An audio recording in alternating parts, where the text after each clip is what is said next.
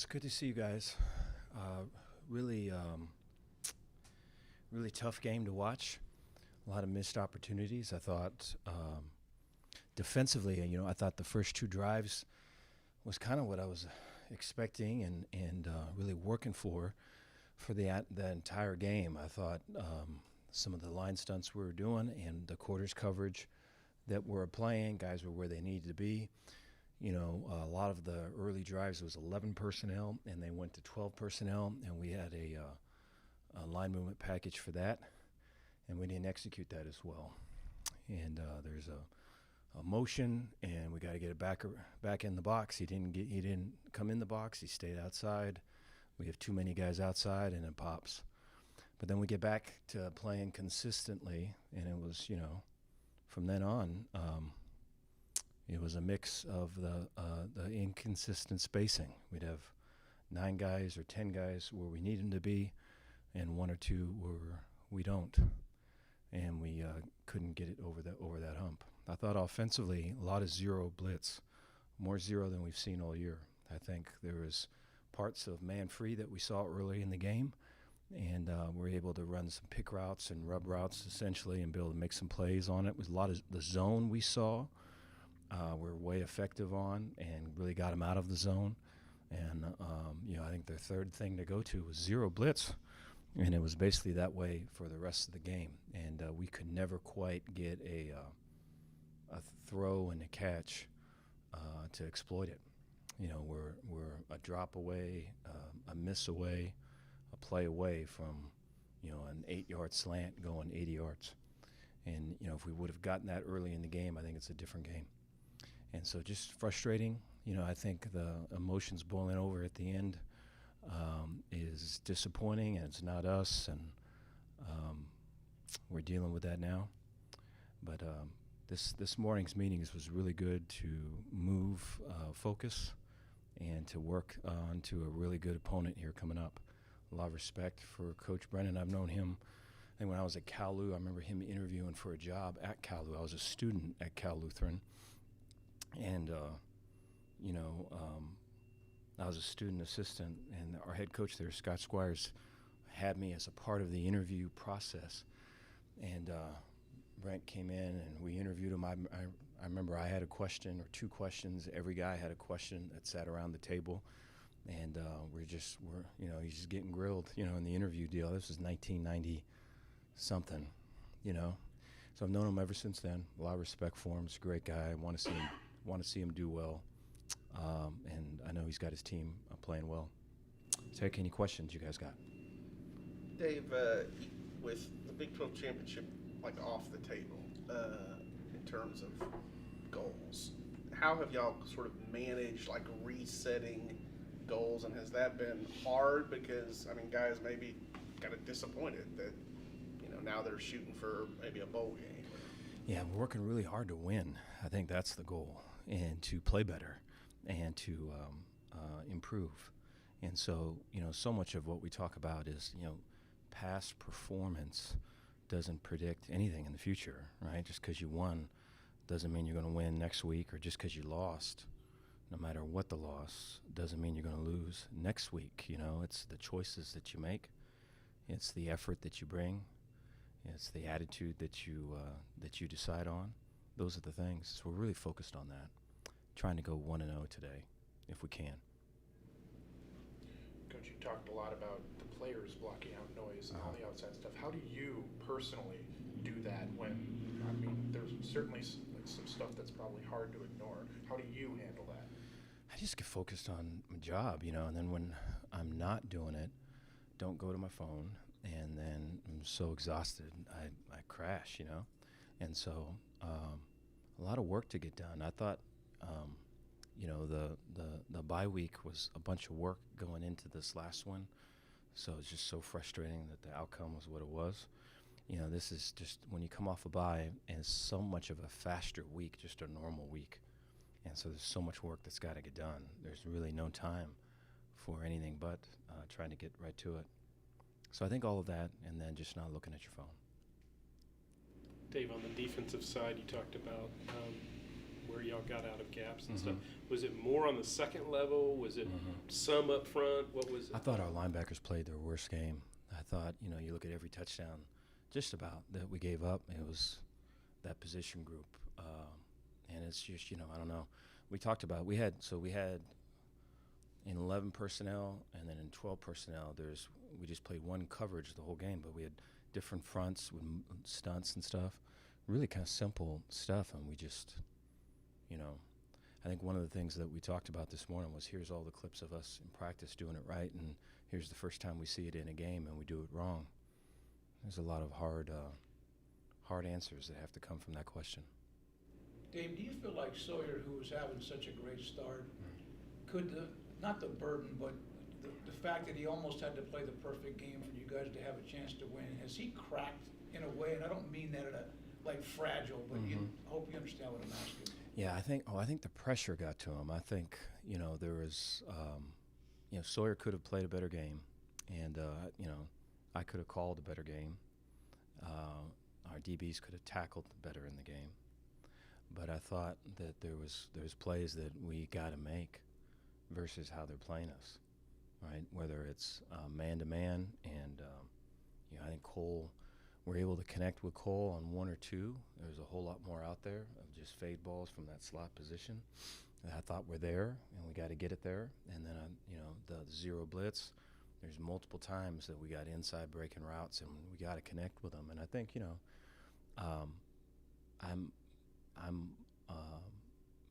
without Sawyer, we're not able to win any games.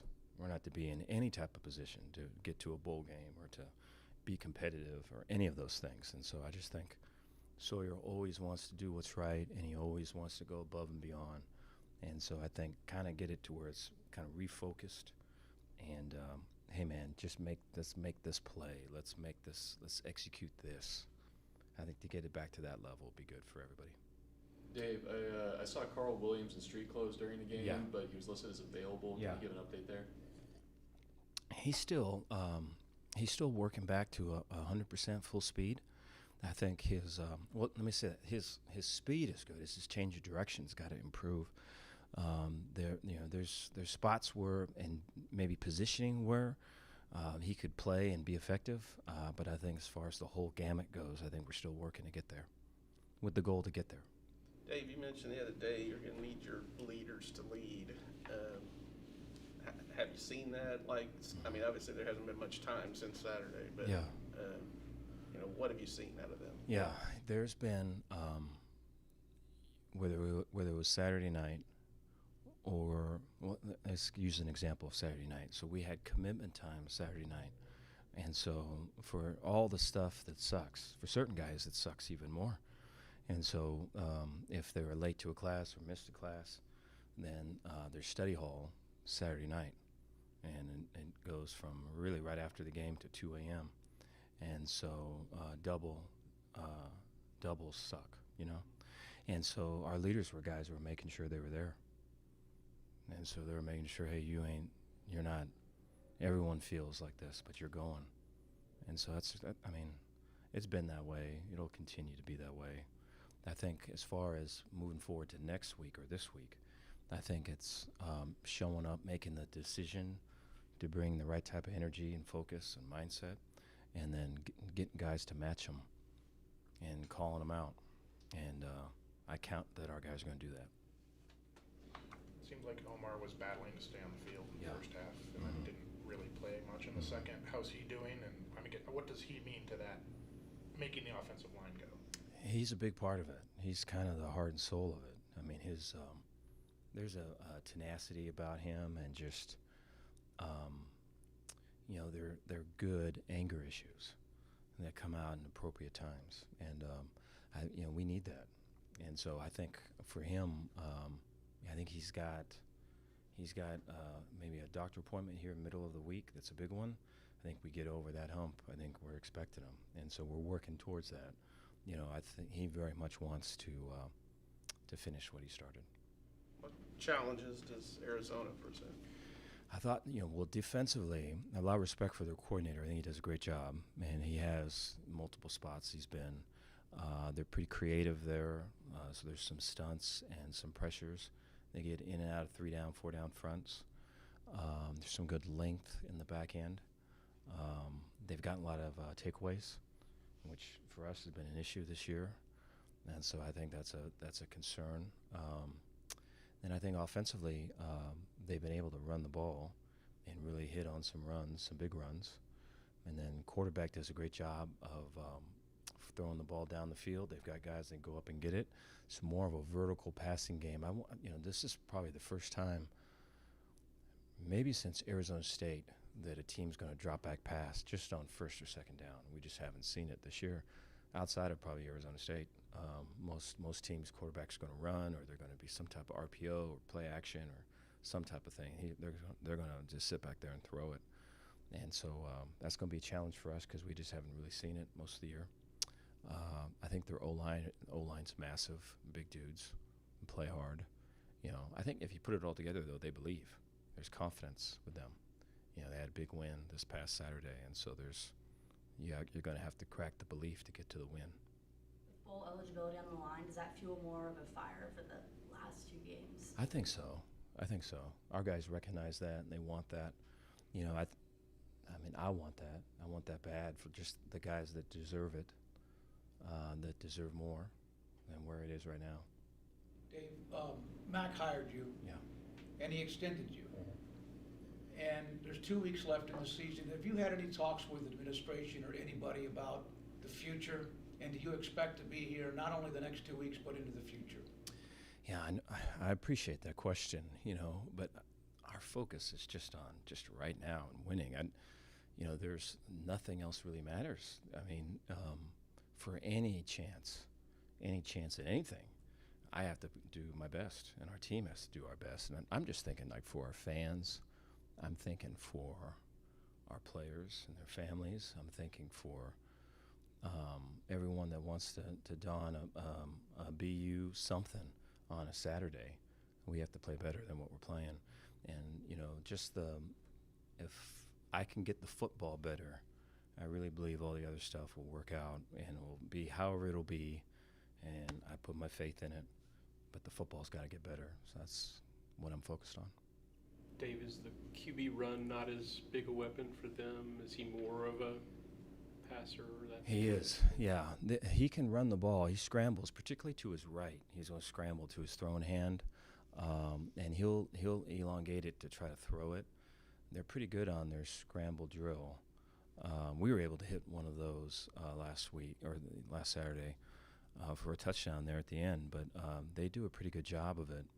But they have the ability to run the quarterback. We've been hurt by that. I would anticipate that we see that. Dave, is anyone facing any discipline from that scuffle in the fourth quarter that would affect the game availability? Well, yeah. We're not going to have Ashton for that first half, but then outside of that, we're taking care of it all just kind of throughout this week.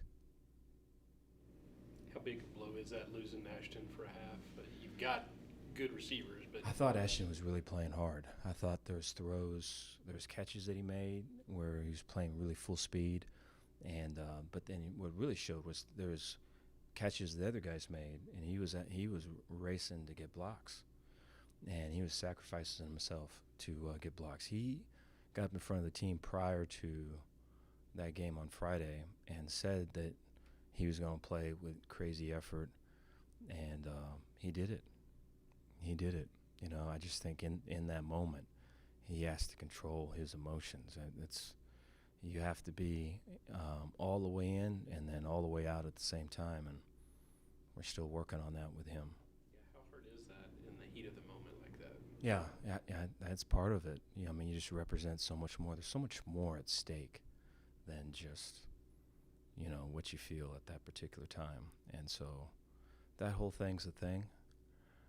But he recognizes it, he understands it, and he's committed to doing it. You said earlier this season that Trigg is more trusting of people as he's been here, and he's better off for it. How did you, as a staff, kind of get him to that point? What's that process been like since he got here? Yeah, 1 step forward, 2 steps back, 2 steps forward, 1 step back. I think whenever there's not like a built-in or an ability to easily trust or connect, I think it's hard because I think it's you're gonna be judged anyways. You're gonna be kind of evaluated, not only for what your words say, but what your energy is and your facial expression and just kind of the whole. And so it's very much that way. And then, your decisions on just about anything have to be really well thought out because he's kind of keeping track and measuring. Well, this was with this guy, this was with that guy, so this is how it is, or this is what it's going to be with me. And so I think that's you have to almost like pass that test, so to speak, to get to the other level of now where there's an opening up of trust. And this is when, if you're coming from a spot where there's really none. And so, that's what it was. But I think now it's like you can say what you feel, and he believes you and knows it's for his own growth and his own good, which is where you were in the beginning. But sometimes you have to go through that to show people how much you really mean it. Is Jaden the one that fills that spot with Ashton out, or Jaden Porter, or who else fills in there? Yeah, I mean, we can. Jaden can move on outside. We can move. There's Cole we can move to. I think Cole's at his best when we can get him kind of space and stuff to operate, and so there's opportunities there too. And then even Trigg being out there is an opportunity as well when he's worked outside, not inside all the time. What makes their running back so hard to bring down? He's been playing well lately. He plays hard. Yeah, they run hard. There's arm tackles that he busts through. There's not really a ton of tempo with them, and it's good for them. They don't need it. They've been able to really kind of be effective without the use of it. But he runs. The thing that strikes me is running hard. There's multiple arm tackles or dragging guys, falling forward, busting through first, second level. So they do a really good job. I think that's the key to them. I mean, they've got some good receivers, and the quarterback's really good, and they protect well, but the run game is what makes it go. David kind of gets lost in the shuffle, but the energy from the shirtless guys, but did you feel that, or did you see that? I did see that. We had there's some family or some close friends from Redlands, where I'm from, that came to the game, and they went to the same high school as my wife and I and everything, and so they got in town on Friday, and they've been to a couple games, whether it's bowl games and the game in Arlington and all that. So they were at this one, and I guess he went up there, and one of our guests went up there and took his shirt. He was so proud of that. I go, bro, that's, so I guess it happens. Okay, thank you guys.